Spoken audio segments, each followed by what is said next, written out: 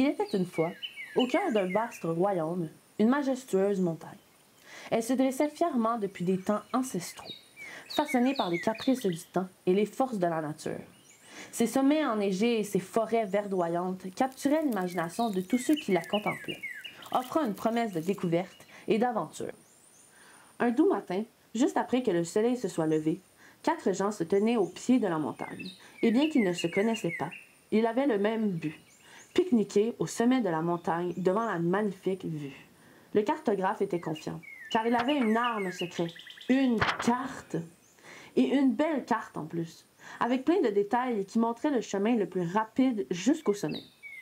S'il la suivait, il n'y avait aucune chance qu'il ne puisse pas atteindre son objectif. La scientifique avait bien fait ses devoirs avant d'entreprendre son ascension.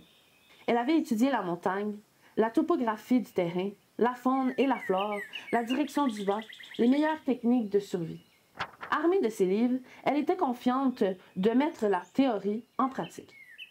La randonneuse et l'alpiniste avaient déjà monté la montagne et atteint le sommet. Mais chacune avait utilisé un chemin différent. Maintenant, elles désiraient partager leurs expériences pour aider les autres à réussir leur ascension. Le cartographe s'avança rapidement, car il savait le chemin, et il voulait avoir le meilleur espace de pique-nique au sommet. La randonneuse l'arrêta, car elle avait rapidement vu la carte qui tenait dans sa main, et elle savait que le chemin qu'elle lui indiquait n'était pas sécuritaire. Mais la cartographe l'ignora en disant « Mais qu'est-ce que t'en sais? Tu n'as pas de carte aussi belle et détaillée que la mienne! » Il s'avançait en s'imaginant croquer dans son sandwich et prendre son selfie sur le sommet qui sera encore vide. Le cartographe était tellement distrait qu'il ne remarqua pas l'arbre qui craquait de manière menaçante devant lui. Boum! L'arbre tomba et barra son chemin. Le tronc était immense. Impossible de l'enjamber. La forêt autour était dense et il n'arrivait plus à se repérer sur sa carte. Le cartographe angoissait à l'idée de s'y engager. Il était certain de se perdre. Humilié, mais n'ayant aucun autre choix, il retourna au pied de la montagne, ses fantaisies de pique-nique écrasées par un tronc d'arbre. La scientifique regarda le cartographe revenir. Mais elle avait bien étudié et se sentait sûre d'elle-même avec ses connaissances. Elle s'engagea dans un autre sentier, car le sol lui semblait riche en minéraux et elle pouvait dire que celui-ci se dirigeait vers le nord, grâce aux plantes qu'elle voyait au sol. L'alpiniste lui cria de faire attention, car le sommet n'était pas vers le nord, mais qu'est-ce qu'elle en savait? Elle n'avait pas pris autant de temps pour étudier les montagnes qu'elle. La scientifique prenait son temps, s'arrêtant pour observer les fleurs, les animaux ou encore les différentes roches qu'elle trouvait sur son passage. Tellement de données à prendre en note pour ajouter à son carnet de notes. Cependant, le scientifique était tellement occupé à analyser ce qu'elle trouvait autour d'elle qu'elle n'avait pas du tout regardé le chemin et était maintenant perdue. Aucune de ses connaissances ne lui permettait de trouver le bon chemin. Heureusement, elle put retourner sur ses pas. Elle arriva déçue au pied de la montagne et lui manquait encore plusieurs connaissances avant de pouvoir atteindre le sommet. Le cartographe et le scientifique étaient d'accord. C'est tout simplement impossible de monter la montagne, même avec une carte ou toutes les connaissances scientifiques nécessaires. La randonneuse et l'alpiniste, qui tous les deux avaient déjà monté la montagne, savaient que c'était possible.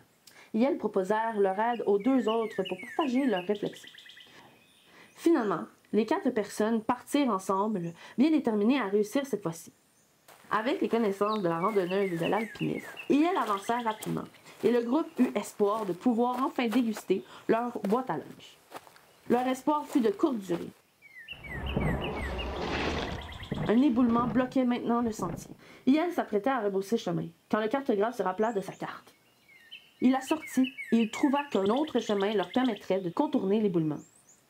Victoire! Elle arrive à une fourche. Un chemin allant à droite, un autre à gauche. Malheureusement, aucun de ces chemins n'était sur la carte. La scientifique eut une illumination. Le soleil pouvait les aider. Elle leva les yeux au ciel et annonça qu'il fallait aller à gauche. Le groupe s'engagea sur la dernière ligne droite vers le sommet, plus excité que jamais. Finalement, les arbres disparurent pour laisser place à la plus belle vue qu'elle n'avait jamais vue. Elle avait réussi et savourent leur victoire, partageant un joyeux pique-nique et célébrant leur réussite. Ce conte nous rappelle que, parfois, c'est en unissant nos forces que nous pouvons accomplir les plus grands exploits. Le vécu des personnes est tout aussi pertinent pour bien comprendre une situation que les chercheurs ou les travailleurs. Il est important de reconnaître toutes les formes d'expertise, y compris celle du savoir expérientiel. C'est ensemble qu'on atteint le sommet.